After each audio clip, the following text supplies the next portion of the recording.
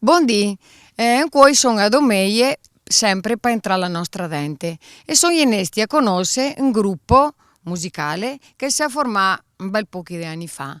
Cavo due dei componenti del gruppo e dicono che questo gruppo fa musica alternativa. Alternativa nel senso dei testi e nel senso della lenga, perché è esclusivamente in lenga ladina. Adesso magari se lo farò spiegare a loro come che l'è nato e che il chi fa. Buondì, io sono Aldo e tutto l'è nato tanti anni fa, quando convinto avevo un gruppo che suonava Cancadore, un gruppo beat proprio, era fra gli anni 60, fra gli anni 60 e gli anni 70 e suonava per chi che allora era i nightclub. A un certo punto che l'avventura è finita e ognuno ha ciappato le sue strade. Vito a suonare con altri gruppi, chi altri ha ciappato le sue strade e io sono restato da solo con una chitarra acustica e mi sono innamorato di Donovan, Bob Dylan e così e a fare le mie canzoni in dialetto. Dopo parecchi anni, praticamente 5 anni fa, siamo chattati da noi, siccome sta musica qua piaceva, e allora abbiamo attaccato a fare i dischi, eccetera. Io sono Vito, sono il bassista del gruppo.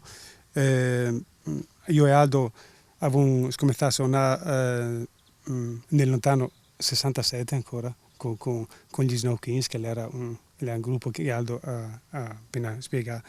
E comunque abbiamo sempre suonato in nostra vita, diciamo, o con gruppo o con quell'altro.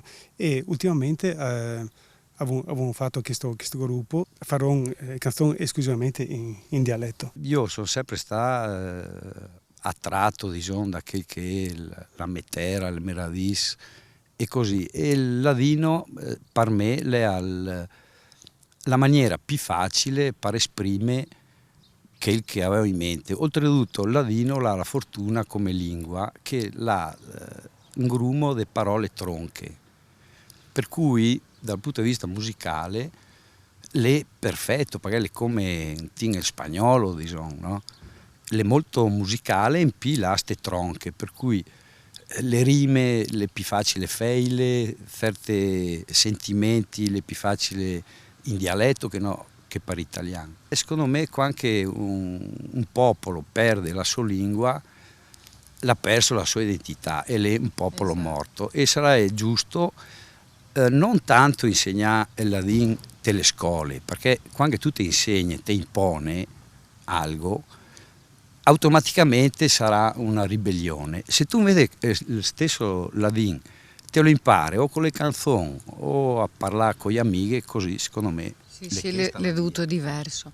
Ma da quel che mi risulta, da quel che posso sentire, voi non farete le solite canzoni d'amore, le solite, avete delle tematiche particolari? Sì, ecco, specialmente sull'ultimo, Fora dall'Ombria, le due tipi di canzoni. Allora, lei è un tipo di canzone che io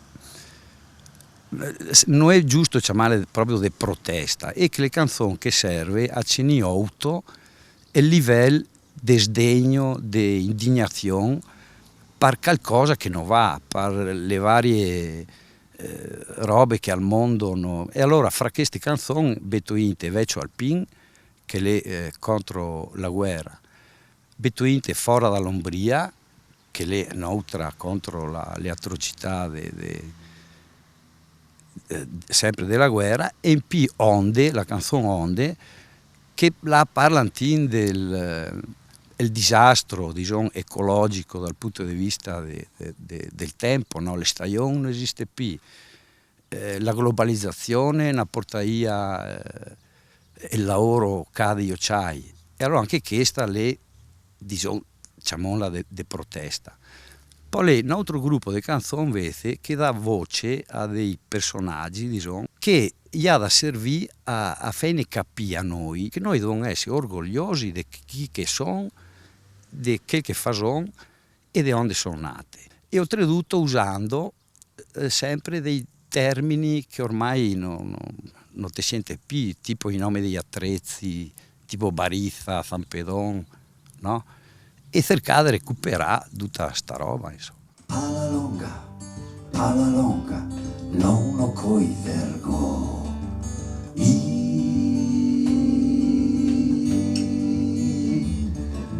Le visciade, la filaina, le scioccade dei frisoi. C'è da conto i to ricorde, par che non te pos vivere pi.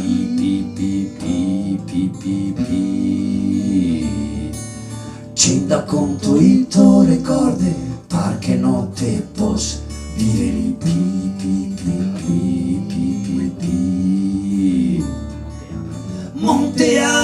Monteades, coso la faso.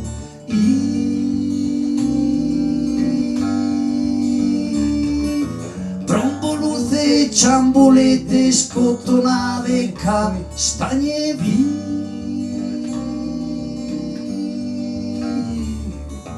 C'è da conto i to ricorde, par che non te pos vivere pi.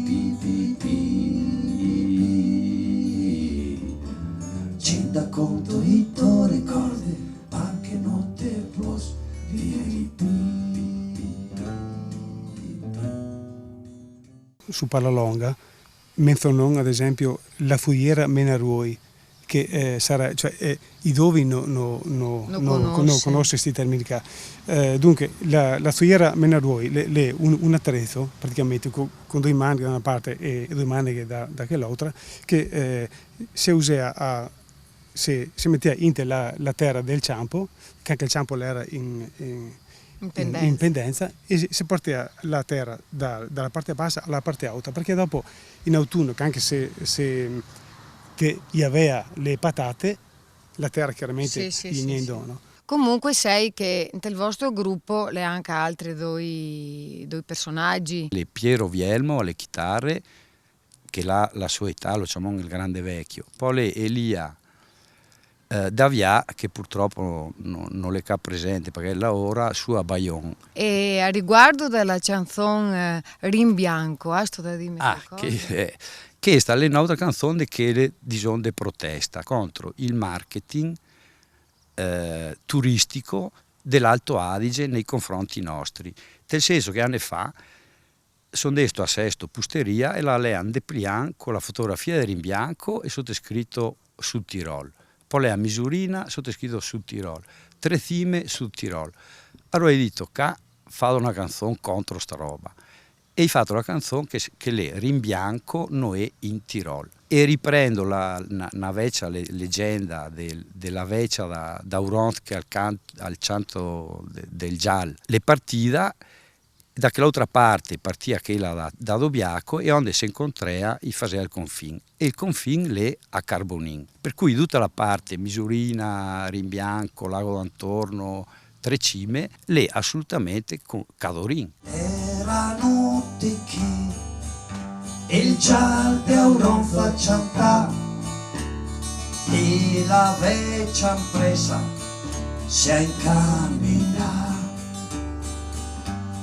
E la sa incrociar tu a Schluderbach con la vecchia partita da Toplac.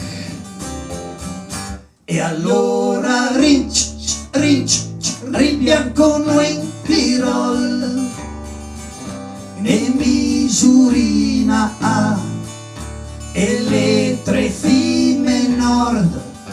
E allora Rimbianco Noè in Tirol, forse che confine del Tirol le a Carbonin.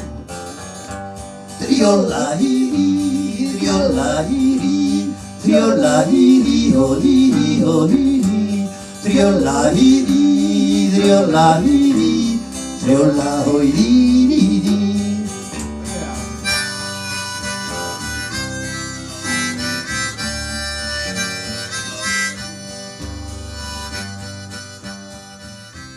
E con questo vi ringrazio e vi do appuntamento a un'altra trasmissione dentro la nostra dente. A Serede. A Serede.